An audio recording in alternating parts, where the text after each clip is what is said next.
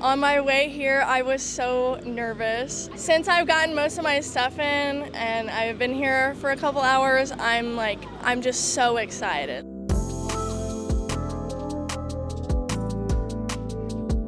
I was anxious about moving in, but really they made it so easy. Like it was like a breeze.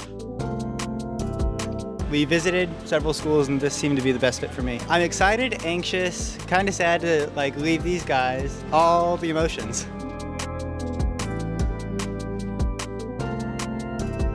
I just want to make sure I meet a lot of people because everyone that I've ever met here has been really nice. I really enjoy running and how diverse the community is and how specialized each of the classes are for each individual. You know, you get to be with 10 or 15 people in your class and, you know, really get to know your teachers well. I'm really excited to meet all my new classmates and all my professors and just start with the college experience.